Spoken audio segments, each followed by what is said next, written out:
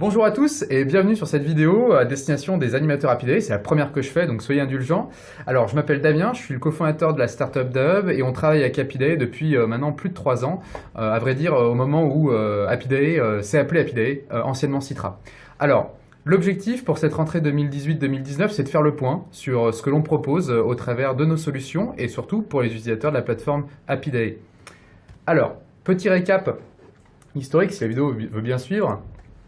L'histoire déjà, ça commence en 2016. Alors pour ceux qui nous connaissaient déjà à l'époque, on s'était vu dans une rencontre utilisateur sur Lyon. D'ailleurs, la photo ici en témoigne. Et à cette époque-là, on a développé les premières briques de l'outil Hubo qui allait permettre de collecter de l'information facilement sur le web et de les insérer directement dans la base de données Happy Day. Bon, alors depuis, on a parcouru un petit bout de chemin puisque en 2017, janvier 2017, on a créé l'entreprise et on a signé notre premier contrat avec l'Office de tourisme de Grenoble-Alpes Métropole qui est aujourd'hui une vitrine de ce que l'on propose aux offices de tourisme. On a ouvert bien évidemment le travail commercial non seulement à l'échelle française mais aussi à l'échelle internationale avec notamment la Belgique et puis le Québec et on en reparlera plus tard. Et aujourd'hui on a la fierté d'avoir plus de 15 clients qui utilisent nos solutions dont 2 régions et 4 départements. Alors il faut savoir que nous avons actuellement, et vous en avez peut-être déjà entendu parler, un projet d'intégration d'une de nos fonctionnalités directement dans la solution Happy Day. C'est un sujet d'actualité, on en reparlera très certainement dans les prochains mois. Quoi qu'il arrive, voici à peu près la répartition sur cette carte de nos clients et puis de nos prospects et donc de notre présence sur le territoire français. Alors, on a bien évidemment, pendant ces 2 années, eu des rencontres exceptionnelles et plus particulièrement avec des membres du réseau. Ici, j'ai illustré quelques-uns de ces exemples avec notamment le club utilisateur Happy Day dans le Tarn, en haut à gauche, le club utilisateur aussi qu'on a pu réaliser dans le Var. Et puis, plus récemment, à Dôme Tourisme, dans l'Ain, une rencontre avec aussi plusieurs offices du tourisme. Tout ça pour dire que c'est des vraies opportunités pour nous de présenter nos services aux offices de tourisme et pour vous, en tant qu'animateur, d'être acteur, on va dire, de l'animation du territoire et de proposer des innovations sur la gestion de la donnée au travers d'Happy Day.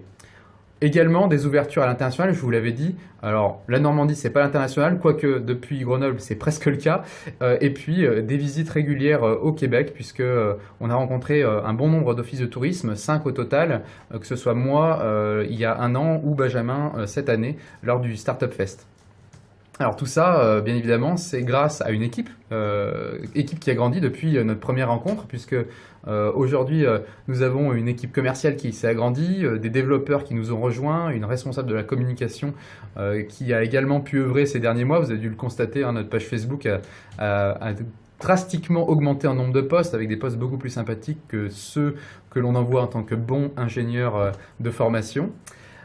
Et puis, un des projets phares du moment, et c'est un peu la raison pour laquelle je vous présente ça aujourd'hui en septembre, c'est un service qu'on a destiné aux offices de tourisme, mais aussi aux départements qui permettent de réaliser une campagne de mise à jour automatiquement et en seulement quelques heures de travail du côté de l'office de tourisme.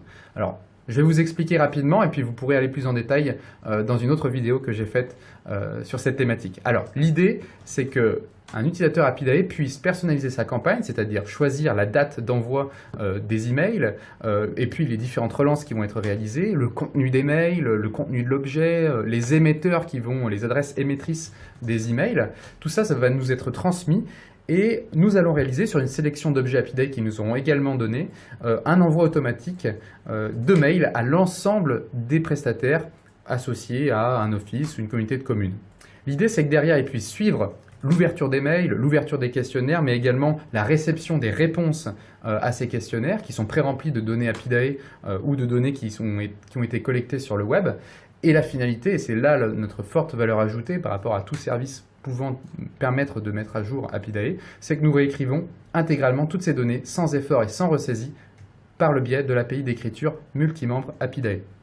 Donc ça, c'est une prestation que l'on a déjà proposée à de nombreux clients et qui l'utilisent, pour n'en citer que quelques-uns, Loire-Forez, Gaillac, Grimaud, Bourg-en-Bresse, Grenoble. Donc ça, c'est des établissements qui l'utilisent. D'ailleurs, si vous voulez avoir des informations, vous trouverez en bas de cette vidéo un lien pour nous contacter et nous demander plus d'informations, ou directement sur ce bouton ici. Et je vais en profiter, et pour pas trop durer longtemps, de vous présenter un aperçu de comment ça fonctionne cette campagne de mise à jour, et je vais prendre l'exemple de Gaillac. Alors, déjà, le mail que vont recevoir chaque prestataire qui est personnalisé. Voici un exemple de mail où on va retrouver eh bien, un contenu qui explique pourquoi on fait la campagne de mise à jour. Donc ça, c'est un contenu qui est fourni par l'Office du tourisme dans le cadre de cette prestation. Bien évidemment, un lien vers notre questionnaire, ici, valider vos informations. Et puis une signature, en tout cas une conclusion et une signature à l'effigie, bien évidemment, de l'Office du tourisme avec sa signature et son logo. Alors si on jette un coup d'œil au questionnaire, je ne vais pas aller directement dans le questionnaire lui-même qui est envoyé, mais plutôt dans le résultat du questionnaire. Et je me connecte par exemple ici sur l'établissement La Safranette, qui est un producteur. Et on va constater qu'on va retrouver la personne qui a répondu au questionnaire, la date à laquelle il a répondu et bien évidemment les modifications ou les ajouts qu'il a apportés aux informations qui étaient dans Apidae et qu'on a fait valider au travers du questionnaire. Vous voyez ici la modification, il y avait son nom en tant que producteur, il a mis La Safranette, qui est le nom d'établissement.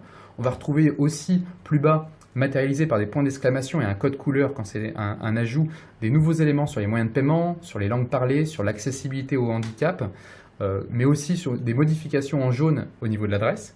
Et puis on va retrouver cette information et ces nouveautés sur chaque champ potentiellement éditable dans nos questionnaires. Et en réalité, on va couvrir prochainement presque la totalité des champs Apidae. Alors je dis presque parce que bien évidemment on fait en fonction de nos clients, mais c'est quand même dans cette perspective que l'on travaille. Donc si je descends, c'est pareil pour tout ce qui est hébergement, moyens de contact, je ne vais pas rentrer dans le détail. Et puis aussi au niveau des photos, où ils vont pouvoir valider leurs photos et saisir leur copyright. Bon, sur cet exemple, mauvais élève, il ne l'a pas fait. Il a ajouté aussi qu'il était producteur bio et qu'il avait des produits biologiques. Donc vous voyez, ça a vraiment permis dans cet exemple-là, qui est du réel, aux prestataires, aux producteurs, de fournir des informations complémentaires.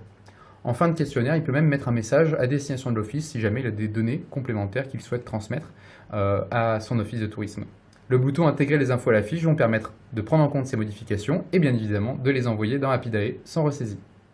Je vais donner un autre exemple, mais vous pouvez vous arrêter là si vous en avez déjà votre dose sur la démonstration. Je vais prendre l'exemple d'un hébergement locatif, où là ici, eh bien, il a carrément ajouté son descriptif long également, et regardez avec un détail non négligeable, les moyens de paiement qui ont été ajoutés, et puis la partie adresse, et de la même manière, tous les éléments du document. Voilà, alors je ne vais pas passer sur tous les champs, mais en tout cas, j'ai été ravi de vous présenter cette vidéo, cette fonctionnalité, d'avoir fait le point sur nos dernières avancées et nos dernières innovations. Et puis écoutez, je vous invite à prendre contact avec nous si vous voulez en savoir plus et si vous voulez organiser, vous aussi, une campagne de mise à jour. Allez, merci et à bientôt.